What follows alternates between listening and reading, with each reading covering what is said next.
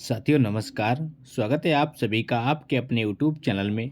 आज की इस वीडियो में लेकर आए हैं जनरल नॉलेज के टॉप 30 क्वेश्चन जो आपकी आगामी सभी परीक्षाओं के लिए हेल्पफुल होने वाले हैं। तो चलिए दोस्तों लेते हैं आज का पहला प्रश्न। पहला प्रश्न है, सरकार द्वारा पुरानी मुद्रा को समाप्त कर नई मुद्रा चलाना क्या कहलाता है? बताइए दोस्तों।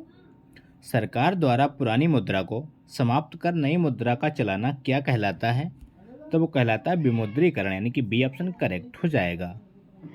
अगला प्रश्न है, वह अवस्था जिसमें मुद्रा का मूल्य गिर जाता है और कीमतें बढ़ जाती हैं क्या कहलाती हैं? बताइए दोस्तों। इंपॉर्टेंट प्रश्न है। वह अवस्था जिसमें मुद्रा का मूल्य गिर जाता है और कीमतें बढ़ जाती हैं क्या कहलाती है? तो वो कहलाती है मुद्रास्फीति, यानी कि ऑप्शन राइट हो जाएगा। उसको मुद्रास्फीति कहा जाता है। अगला प्रश्न है, मुद्रास्फीति से लाभान्वित होता है। बताइए दोस्तों। मुद्रास्फीति से लाभान्वित होता है तो वो होता है ऋणी, यानी कि बी ऑप्शन करेक्ट हो जाएगा। मुद्रास्फीति से ऋणी लाभान्वित होता है। अगला क्वेश्चन है, अब तक भारतीय रुपए का कितनी बार अवमूल्यन किया जा चुका है? बताइए दोस्तों। अब तक भारतीय रुपए का कितनी बार अवमूल्यन किया जा चुका है? तो वह है 3 बार, यानी कि सी ऑप्शन राइट हो जाएगा। अब तक भारतीय रुपए का 3 बार अवमूल्यन किया जा चुका है। अगला प्रश्न है, भारत का केंद्रीय बैंक कौन सा है? बताइए दोस्तों। भारत का केंद्रीय बैंक कौन सा है? इंपॉर्टेंट प्रश्न है और सिंपल सा प्रश्न है। तो इस प्रश्न का सही जवाब है रिजर्व बैंक ऑफ इंडिया, यानी कि डी ऑप्शन राइट हो जाएगा। भारत का केंद्रीय bank reserve bank of India है। अगला क्वेश्चन है, भारतीय रिजर्व बैंक की स्थापना कब की गई थी? बताइए दोस्तों। भारतीय रिजर्व बैंक की स्थापना कब की गई थी? तो वो की गई थी 1 अप्रैल 1935 को, यानी कि बी ऑप्शन राइट हो जाएगा। 1 अप्रैल 1935 को भारतीय रिजर्व बैंक की स्थापना की गई थी। अगला क्वेश्चन है, भारतीय रिजर्व बैंक का राष्ट्रीयकरण कब किया गया? बताइए दोस्तों। मोस्ट इंपॉर्टेंट क्वेश्चन है। भारतीय रिजर्व बैंक का राष्ट्रीयकरण कब किया गया था? तो वो किया गया था वर्ष 1949 में, यानी कि सी ऑप्शन राइट हो जाएगा। वर्ष 1949 में भारतीय रिजर्व बैंक का राष्ट्रीयकरण किया गया। अगला क्वेश्चन है, निम्नलिखित में से किस बैंक में कोई व्यक्ति अपना खाता नहीं खोल सकता? बताइए दोस्तों। निम्नलिखित में से किस बैंक में कोई व्यक्ति अपना खाता नहीं खोल सकता? तो वह बैंक है भारतीय रिजर्व बैंक, यानी कि सी ऑप्शन राइट हो जाएगा। भारतीय रिजर्व बैंक में कोई भी व्यक्ति अपना डायरेक्ट खाता नहीं खोल सकता। अगला प्रश्न है, 1 रुपए के नोट पर किसके हस्ताक्षर होते हैं? बताइए दोस्तों। 1 रुपए के नोट पर किसके हस्ताक्षर होते हैं? तो वो होते हैं वित्त सचिव भारत सरकार, यानी कि डी ऑप्शन राइट हो जाएगा। वित्त सचिव भारत सरकार के हस्ताक्षर होते हैं 1 रुपए के नोट पर। अगला प्रश्न है, भारत में नोट जारी करने की कौन सी प्रणाली अपनाई जाती है? बताइए फ्रेंड्स। भारत में नोट जारी करने की कौन सी प्रणाली अपनाई जाती है? तो अपनाते हैं न्यूनतम आरक्षित प्रणाली, यानी कि बी ऑप्शन राइट हो जाएगा। न्यूनतम आरक्षित प्रणाली भारत में नोट जारी करने के लिए प्रणाली को अपनाया जाता है।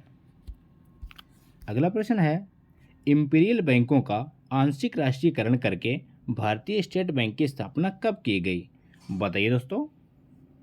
इंपीरियल बैंकों का आंशिक राष्ट्रीयकरण करके भारतीय स्टेट बैंक की स्थापना कब की गई? तो वो की गई थी 1955 में, यानी कि सी ऑप्शन राइट हो जाएगा। 1955 ईस्वी में इंपीरियल बैंकों का आंशिक राष्ट्रीयकरण करके भारतीय स्टेट बैंक की स्थापना की गई। अगला क्वेश्चन है, भारतीयों द्वारा सीमित देयताओं वाला संचालित पहला बैंक कौन सा है? बताइए दोस्तों।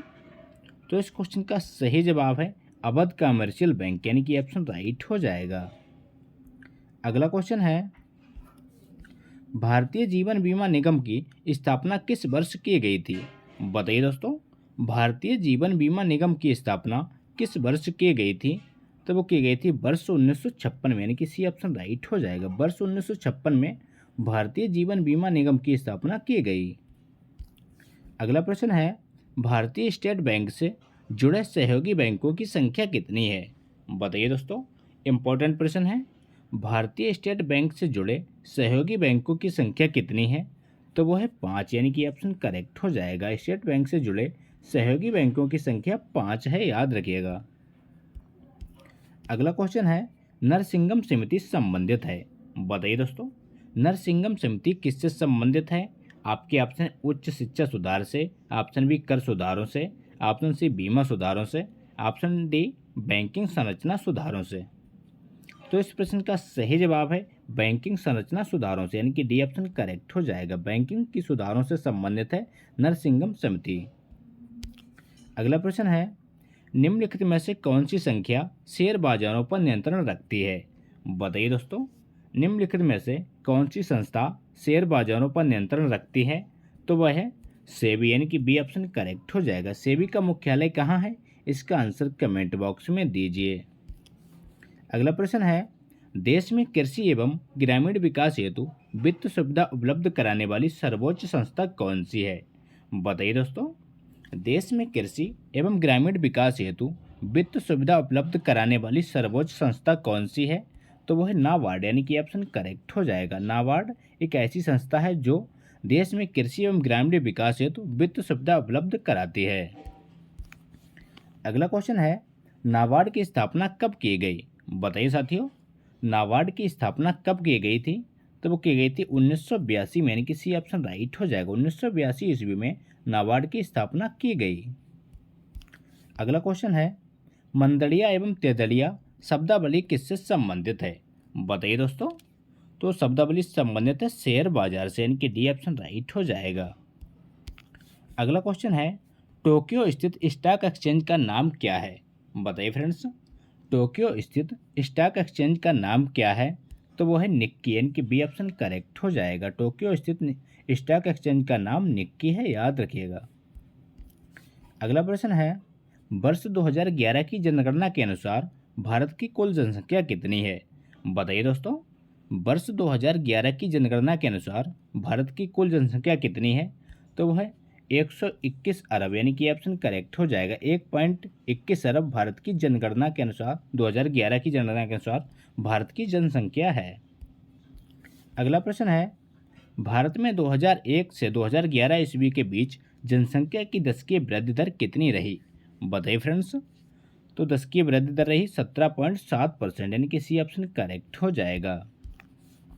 अगला क्वेश्चन है, वर्ष 2011 की जनगणना के अनुसार भारत में 1000 स्त्रियों पर पुरुषों की संख्या कितनी है? बताइए दोस्तों। तो इस प्रश्न का सही जवाब है 943, यानी कि बी ऑप्शन राइट हो जाएगा। अगला क्वेश्चन है, वर्ष 2011 की जनगणना के अनुसार भारत की साक्षरता दर कितने प्रतिशत थी? बताइए दोस्तों। वर्ष 2011 की जनगणना के अनुसार भारत की साक्षरता दर कितने प्रतिशत थी? तो वो थी 73%, यानी कि डी ऑप्शन करेक्ट हो जाएगा। अगला प्रश्न है, भारत का सर्वाधिक साक्षरता वाला राज्य कौन सा है? बताइए दोस्तों। इंपॉर्टेंट प्रश्न है। भारत का सर्वाधिक साक्षरता वाला राज्य कौन सा है? तो वो है केरल, यानी कि सी ऑप्शन राइट हो जाएगा। केरल राज्य भारत का सबसे अधिक साक्षर राज्य है। अगला क्वेश्चन है, वर्ष 2011 की जनगणना के अनुसार भारत में जनघनत्व कितना है? बताइए दोस्तों। वर्ष 2011 की जनगणना के अनुसार भारत में जनघनत्व कितना है? तो वह 382, यानी कि सी ऑप्शन राइट हो जाएगा। कितना? 382 इसका सही जवाब हो जाएगा। अगला क्वेश्चन है, निम्नलिखित में से किस राज्य में सर्वाधिक अनुसूचित जनजातियां निवास करती हैं? बताइए फ्रेंड्स। निम्नलिखित में से किस राज्य में सर्वाधिक अनुसूचित जनजातियां निवास करती हैं? तो वह है मध्य प्रदेश, यानी कि बी ऑप्शन राइट हो जाएगा। मध्य प्रदेश राज्य में सर्वाधिक अनुसूचित जनजातियां निवास करती हैं। अगला क्वेश्चन है, निम्नलिखित में से कौन सा युग्म सुमेलित नहीं है? बताइए दोस्तों। निम्नलिखित में से कौन सा युग्म सुमेलित नहीं है? आपके ऑप्शन है सर्वाधिक जनसंख्या वाला राज्य उत्तर प्रदेश, ऑप्शन बी सर्वाधिक जनघनत्व वाला राज्य पश्चिम बंगाल, ऑप्शन सी सर्वाधिक लिंगानुपात वाला राज्य केरल, ऑप्शन डी सबसे कम लिंगानुपात वाला राज्य हरियाणा। तो इस क्वेश्चन का सही जवाब है सर्वाधिक जनघनत्व वाला राज्य पश्चिम बंगाल, यानी कि बी ऑप्शन करेक्ट हो जाएगा। अगला क्वेश्चन है, बैंक नोट प्रेस कहाँ स्थित है? बताइए साथियों। बैंक नोट प्रेस कहाँ स्थित है? तो वो स्थित है देवास में, यानी कि बी ऑप्शन राइट हो जाएगा। अगला प्रश्न है, 10 रुपये या इससे ऊपर के नोट पर किसके हस्ताक्षर होते हैं? बताइए फ्रेंड्स। इंपॉर्टेंट प्रश्न है और आज का अंतिम प्रश्न है। 10 रुपये या इससे ऊपर के नोट पर किसके हस्ताक्षर होते हैं? तो वो होते हैं भारतीय रिजर्व बैंक के गवर्नर के, यानी कि सी ऑप्शन राइट हो जाएगा। आरबीआई के गवर्नर के हस्ताक्षर होते हैं 10 रुपये या इससे ऊपर के नोट पर। तो ये थे दोस्तों आज के इंपॉर्टेंट प्रश्न। अगर वीडियो अच्छा लगा हो तो लाइक करें, दोस्तों के साथ शेयर करें और चैनल पर नए हो चैनल को सब्सक्राइब करना ना भूलें। मिलते हैं नेक्स्ट वीडियो में, तब तक के लिए प्यार भरा नमस्कार।